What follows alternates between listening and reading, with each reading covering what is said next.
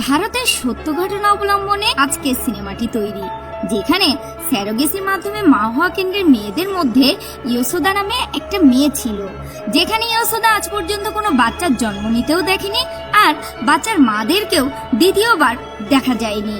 কাহিনীটা আসলে খুব ইন্টারেস্টিং আর অপ্রত্যাশিতভাবেই এই কাহিনীটি হতে চলেছে।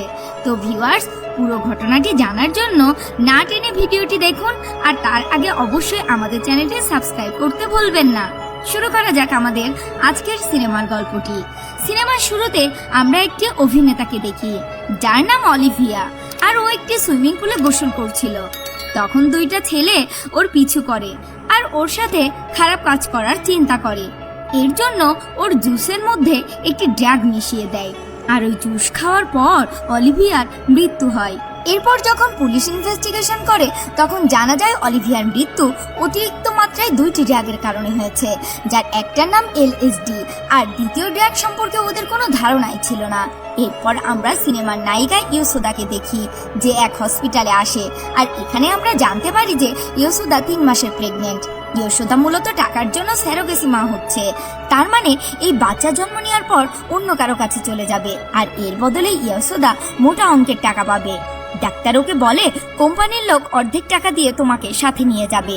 ইয়োসোদার একটা ছোট বোন ছিল আর ওর খুব বড় একটা রোগ ছিল, যে কারণে ইয়োসোদার খুব টাকার দরকার ছিল আর এই জন্যই ইয়োসোদা স্যারোগেসিতে মা হতে চায়। পরের দিন একটা লোক ইয়োসোদার বাড়ি একটা টাকা ভরা ব্যাগ নিয়ে যায় আর গাড়িতে ইয়োসোদাকে নিয়ে একটা অজ্ঞান করা ঔষধ খাওয়ায়। তারপর ইয়োসোদা যখন চোখ খোলে তখন ওই কোম্পানির একটা রুমে দেখে, যার কথা ডাক্তার ইয়োসোদাকে বলেছিল, আর ওই কোম্পানির নাম থাকে ইবা। ইয়োসোদার কাছে মধু নামের একটি মেয়ে আসে, এখানে কিভাবে থাকতে হবে, কিভাবে খেতে হবে সব বুঝিয়ে দেয়। আর মধু বলে যখন তোমার ডেলিভারি হয়ে যাবে তখন তোমার বাকি টাকা তুমি পেয়ে যাবে আর তুমি তোমার বাড়িতেও চলে যেতে পারবে। অপরদিকে আমরা দেখি এক ডাক্তার পুলিশ অফিসার ঋষিকে শিবের মৃত্যুর রিপোর্ট দেয় আর বলে শিবের মৃত্যু দম বন্ধ হয়েছে, কিন্তু ঋষি বলে শিবের মৃত্যু গাড়ি ব্লাস্টের জন্য হয়েছে। এরা দুইজন যে শিবের কথা বলছে ওর মৃত্যু ওই দিনই হয়েছিল যেদিন ইয়োসোদাকে কোম্পানির লোক নিয়ে যাচ্ছিল, কিন্তু শিবের মৃত্যু গাড়ি ব্লাস্টের জন্য হয়েছিল আর ওর সাথে থাকা আরশি নামের একজন মডেলও ছিল। তখন ডাক্তার বলে শিবের মৃত্যু গাড়ি ব্লাস্টের জন্য হয়েছে, কিন্তু গাড়ির এয়ারব্যাগ কাজ না করার জন্যই ব্লাস্টটা হয়।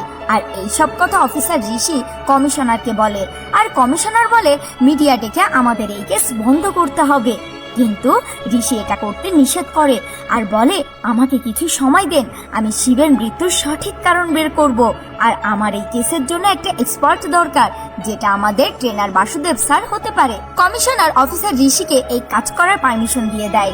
এদিকে সুধা নামের একটি নার্স ইয়োসোদাকে স্ক্যানের জন্য নিয়ে যায়। স্ক্যানিং রুমে গৌতম নামের একজন ডাক্তার থাকে, যে স্যারোগেসি মা হওয়া মেয়েদের স্ক্যান করে। আস্তে আস্তে ইয়োসোদা আর গৌতম একে অপরকে পছন্দ করতে শুরু করে। একদিন সব স্যারোগেসি মা হওয়া মেয়েরা একসাথে খেতে বসে আর একে অন্যের সাথে পরিচিত হয়। এদের কারো 8 মাস আবার কারো 6 মাস চলছে। এদের মধ্যে কারো নাম তেজু, মিনা, কাজল আর জেনি। প্রথম দিকে ইয়োসোদা এদের সাথে মানিয়ে নিতে পারে না, কিন্তু পরে এদের মধ্যে খুব ভালো বন্ধুত্ব হয়ে যায় আর তাই ওরা একসাথে থাকতে শুরু করে। একদিন তেজু ইয়োসোদাকে জগিং এর জোন থেকে 2টি সিগারেটের প্যাকেট নিয়ে আসতে বলে, কিন্তু জোন 2তে কোনো রোগীর যাওয়া নিষেধ ছিল।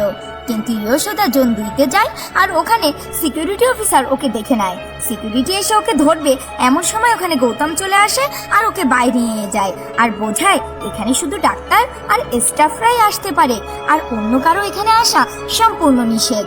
অন্যদিকে বাসুদেব স্যার শিবের কার দেখে বলে এটি একটি প্রি প্ল্যান মার্ডার ছিল, কারণ গাড়ির সমস্ত এয়ারব্যাগে কেমিক্যাল ইনজেক্ট করা ছিল।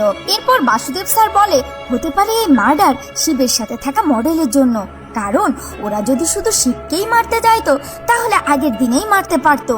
এরপর পুলিশ মডেল আরশির ঘরে যায় আর ওর ল্যাপটপের সাহায্যে অনুসন্ধান করতে থাকে আর ওখানে একটা সাইট থেকে একটা লোকের ভিডিও পায়। ওই লোক সবসময় আরশিকে বলতো কোনো বিউটি প্রোডাক্ট প্রমোট করতে হবে আর কোন বিউটি প্রোডাক্ট প্রমোট করা যাবে না। কিছুদিন আগে আরশির কাছে একটা বিউটি প্রোডাক্টের প্রমোশনের প্রস্তাব আসে, কিন্তু ওই লোক এই প্রোডাক্ট প্রমোটের জন্য নিষেধ করে, কারণ ওই কোম্পানি বলে নাই যে এই পণ্য তৈরির জন্য কি ব্যবহার করেছে। এরপর ঋষি আর বসু স্যার ওই বিউটি কোম্পানির কাছে যায়, যেখানে একটা লোককে তারা পায়, আর ওর বাপ ছিল সেন্ট্রাল মিনিস্ট্রির গিরিধর। এদিকে নার্স সুধার এক্সেস কার্ড কেউ চুরি করে নিয়েছে, যার কারণে ও খুব ভয়ে আছে। আসলে ওর এক্সেস কার্ড ইয়োশোদা চুরি করেছিল। এরপর পুলিশ ওই লোকের বাড়িতে যায়, যেই লোক ওই বিউটি প্রোডাক্ট প্রমোট করতে নিষেধ করেছিল, কিন্তু ওই লোকটা আগে থেকেই মরেছিল। নিজের বন্দুক দিয়ে ওই লোকটি নিজেকে গুলি করে। এরপর পুলিশ যখন ওর ঘরে সার্চ করে, তখন ফ্রিজে কেমিক্যাল পায়, আর ঋষি ওই কেমিক্যাল ওর বন্ধুর কাছে পাঠায় টেস্টের জন্য। টেস্ট শেষ হলে ওর বন্ধু কল করে বলে, কিছুদিন আগে অলিভিয়ার শরীরে অচেনা যে কেমিক্যাল পাওয়া যায়, এটাও ও ঠিক ওই রকমটাই, আর আমি এর আরো রিসার্চ করে তোমাকে বাকিটা রিপোর্ট সাবমিট করব। কিন্তু ঠিক ওই সময় পেছন থেকে কে যেন ওকে মেরে দেয়। এদিকে সব মেয়েরা এক জায়গায় বসে ওদের কাহিনী বলছে। তেজু বলে ওর বাবা মা সবসময় চাইতো যে ও ছেলে হোক, কিন্তু মেয়ে হওয়ার জন্য ওদের খুব খারাপ লাগে। তারপর থেকে তেজু সবসময় চেষ্টা করে একটা ছেলের মতো বাবা মাকে দেখাশোনা করার, এর জন্য ও এই কঠিন সিদ্ধান্ত নিয়েছে। এরপর কাজল ওর কথা বলে, ওর জন্ম একটা রেড জোন এরিয়াতে হয়েছিল, আর ওর মা একজন পতিতা ছিল, কিন্তু ওর জন্ম হবার পর ওর মা ওকে ওই এরিয়া থেকে দূরে রাখার চেষ্টা করে, আর কাজলকে গ্রামে পাঠিয়ে দেয়। কাজল এখানে এসেছে কারণ এখান থেকে সে স্যারোগেসির মাধ্যমে যে টাকা পাবে, সেটা দিয়ে যেন সে তার মাকে ওই পতিতালয় থেকে বের করে নিতে পারে। এরপর জেনি বলে, আমি এখানে আসছি শুধুমাত্র আমার একটা আইফোন কেনা দরকার, আর তাই আমার কাছে কোনো টাকা ছিল না বলেই আমি এখানে এসেছি। আর এই কথাটি শুনে সবাই প্রচন্ড হাসতে শুরু করে। পরের দিন হঠাৎ কাজলের পেইন হতে শুরু করে, এই জন্য খুব দ্রুত ওকে অপারেশন থিয়েটারে নিয়ে যায়, আর অপারেশন থিয়েটার জোন 2-তে ছিল। এরপর নীলা ইয়োশোদাকে ওর কাহিনী বলে যে ও একটা কাঠের পুতুল খেলা দেখানো পরিবার থেকে এসেছে, আরও ছোটবেলা থেকে কৃষ্ণার কাহিনী শুনেছে। ওর এমনটি মনে হয় যে ভগবান একদিন কৃষ্ণা রূপে ওর পেট থেকে জন্ম নিবে, কিন্তু ওর বিয়ের পর ডাক্তারের কাছে জানতে পারে যে ওর স্বামীর সাথে ও কখনোই বাচ্চা নিতে পারবে না। ওই সময় ওর ওই অফার আসে, আরও খুব খুশি হয়, কারণ ওর পেটে কৃষ্ণার জন্ম দিতে পারবে সে, আর ও শুধু একবার ওর ছেলের চেহারা দেখতে চায়। এরপর মধু আসে আর সবাইকে বলে কাজলের বাচ্চা ওর পেটেই মারা গেছিল, আর কোনোভাবে কাজলকে জানে বাঁচিয়ে বাড়ি পাঠিয়ে দিয়েছে। অন্যদিকে ঋষি আর ওর সাথীদের উপর হামলা হয়, আর ওখানে ওর সাথে থাকা অফিসার মারা যায়। হঠাৎ কমিশনার গাড়িও অ্যাক্সিডেন্ট করে, আর কমিশনারকে হসপিটালে নেওয়া হয়। এদিকে কাজলের এইভাবে চলে যাওয়াটা সবারই খুব খারাপ লাগে, কিন্তু ইয়োশোদার এইগুলো একটু আজব টাইপের মনে হয়। এই জন্য সে বেহুশ হওয়ার অভিনয় করে জোন 2-তে যায়, আর ওখানে যাবার পর ও কিছু খোঁজার চেষ্টা করে। তখন ওখানে ডাক্তার গৌতম চলে আসে, আর ইয়োশোদা আবার অজ্ঞান হয়ে যায়, আর ওকে ওর রুমে পাঠিয়ে দেয়। এদিকে কমিশনার ঋষি আর বসু স্যারকে বলে অলিভিয়া বছরে 2বার ইন্ডিয়া আসতো, আর 3 দিন করে থাকতো, আর এমনভাবে 106 জন বিদেশি মেয়ে প্রতি 6 মাস পর পর ইন্ডিয়ায় আসে, কিন্তু এদের আসার আসল কারণ এখনো জানা যায়নি। তবে এদের সবার একটা বিষয় কমন, সেটা হলো এরা সবাই খুব বড় লোক, আর আজই এলিনা নামের একটা মেয়েও ইন্ডিয়ায় আসবে। এরপর ঋষি আর বসু স্যার এলিনাকে ফলো করার জন্য এয়ারপোর্টে চলে আসে। এরপর ওরা এলিনাকে ফলো করতে করতে জঙ্গলে চলে আসে, কিন্তু হঠাৎ এলিনার গাড়ি হারিয়ে যায়, আর ওরা এখানে ফেসে যায়। এদিকে নীলারও পেইন উঠে যায়, এর জন্য ওকে জোন 2-এর অপারেশন থিয়েটারে নিয়ে যাওয়া হয়। ইয়োশোদা সুযোগ পেয়ে জোন 2-তে আবার ঢুকে যায়, কারণ ও আগেই ডাক্তার গৌতমের কার্ড চুরি করে নিয়েছিল। ইয়োশোদা ওখানে ঢোকার পর অপারেশন থিয়েটারে কি হচ্ছে তা দেখার চেষ্টা করে। তখন ওখানে জেনি চলে আসে, আর জেনি ইয়োশোদাকে ভিতরে যেতে নিষেধ করে, কারণ ওই ল্যাবের একজন ছিল জেনি, আর ওদের সাথে থেকে মেয়েদের বিষয়ে নজর রাখতো। এরপর জেনি আর ইয়োশোদার মধ্যে মারামারি হয়, আর এখানে জেনি মারা যায়। জেনি মরার পর ইয়োশোদা ওই অপারেশন থিয়েটারে ঢুকে যায়, আর ওখানে যাবার পর ইয়োশোদা জানতে পারে এ তো একটা পোস্টমর্টেম রুম, যেখানে অনেক মেয়েদের মৃতদেহ কফিনে পড়ে আছে, আর ওখানে কাজল আর নীলার মৃতদেহ পায় ইয়োশোদা। আর তখন ইয়োশোদা বুঝতে পারে যে এই লোকেরাই এদেরকে মেরে দিয়েছে।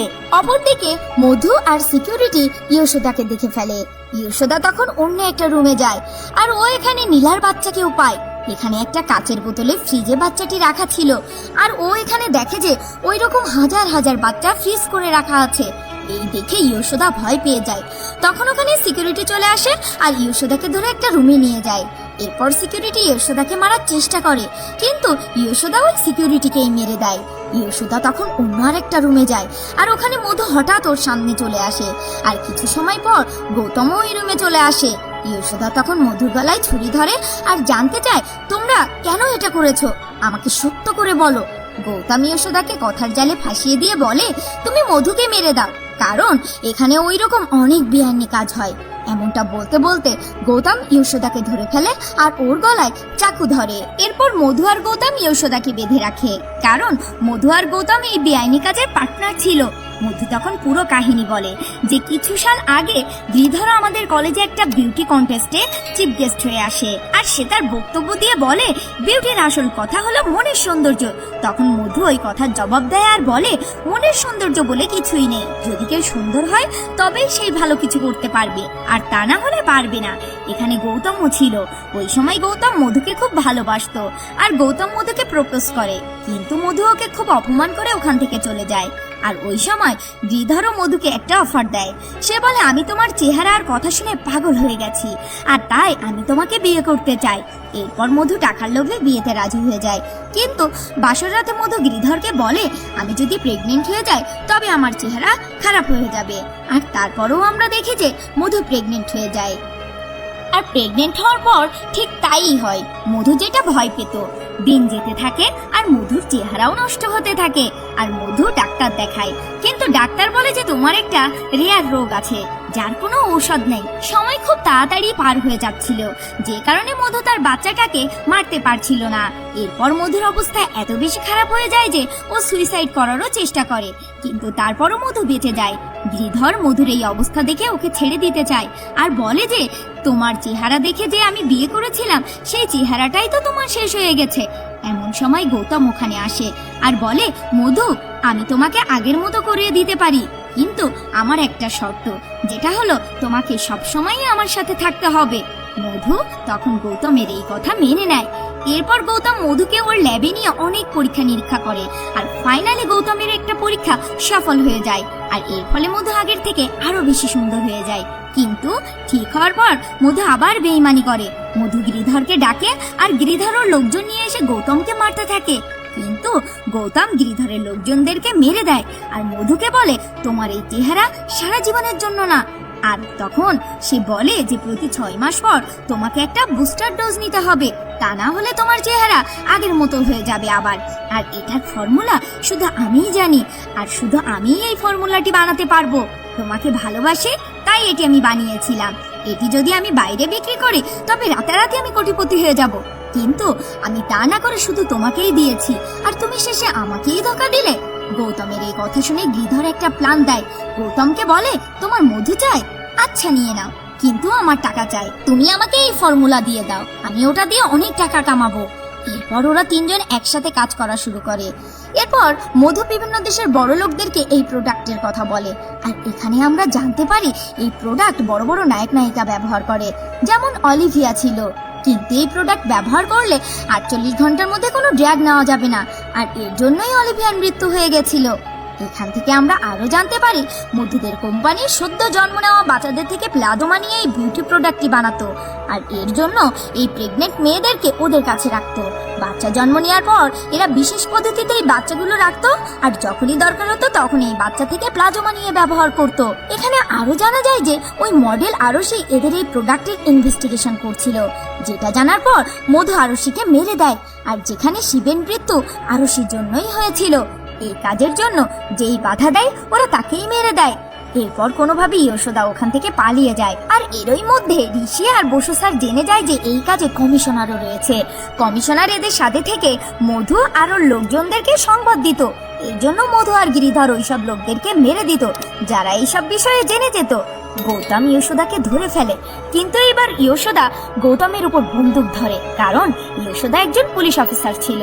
এরপর আমরা জানতে পারি যে ইয়োশোদা পুলিশের ট্রেনিং শেষ করে যখন পোস্টিং এর জন্য যায়, তখন এক খারাপ লোক ওকে এক রাত তার সাথে থাকতে বলে, আর হলে ডিউটি জয়েনের জন্য টাকা লাগবে বলে। এটা ইয়োশোদার বোন জেনে ফেলে, আর ইয়োশোদার বোন তখন চিন্তা করে অনেক টাকার ব্যবস্থা করবে সে, কারণ যে কোনো ভাবে ইয়োশোদাকে পুলিশের চাকরি দিয়েই ছাড়বে। এই জন্য ইয়োশোদার বোনও মধুদের চক্রে স্যারোগেট মা হতে আসে। কিন্তু ইয়োশোদার বোনকে ওরা অন্য জায়গায় রাখে। তখন ইয়োশোদা সিদ্ধান্ত নেয় যে সে নিজেও একজন স্যারোগেট মা হয়ে ওদের রহস্য বের করবে আর ওর বোনকে বাঁচিয়ে নিয়ে আসবে। যে কারণে যেদিন থেকে ও এখানে আসে সেদিন থেকে ও সব জিনিস পুলিশের নজরে ইনভেস্টিগেশন করতো, যেমন ক্যামেরা কোথায় ইত্যাদি ইত্যাদি। এর মধ্যে আমরা লক্ষ্য করি ইয়োশোদার ওখানে কিছু গার্ড চলে আসে আর ওকে মারার চেষ্টা করে, কিন্তু ইয়োশোদা গার্ডদেরকেই মেরে দেয়। অন্যদিকে ঋষি আর ওর টিম কমিশনারকেও মেরে দেয়। এরপর ইয়োশোদা ওখানকার সব গার্ডদের মেরে সব মেয়েদেরকে বের করে নিয়ে আসে। এখানে আরো জানা যায় মধু নিজের চেহারা ধরে রাখার জন্য নিজের বাচ্চার প্লাজমা নিয়ে নিয়েছিল, যে কারণে মধু এখনো সুন্দর চেহারা ধরে রাখতে পেরেছে। এই কথা জানার পর ওই মেয়েদের মধুর উপর খুব রাগ হতে শুরু করে। এরপর ওরা পাহাড় থেকে মধুকে ফেলে দেয় আর মধু পাহাড় থেকে পড়ে যেয়ে মারা যায়। তারপর আমরা লক্ষ্য করি যে অনেক খোঁজাখুঁজির পর ইয়োশোদা ওর ছোট বোনকে খুঁজে পায়। আর এখানেই এই সিনেমার গল্পটি শেষ হয়ে যায়। তো বন্ধুরা, কেমন লাগলো আজকের মুভিটা? ভালো লাগলে অবশ্যই একটি লাইক দিয়ে কমেন্ট করে জানিও। আর আমাদের চ্যানেলটি সাবস্ক্রাইব করতে ভুলো না। আর পরের মুভিটি তোমরা কি মুভি দেখতে চাও সেটাও কমেন্ট করে জানিও। আজ এ পর্যন্তই।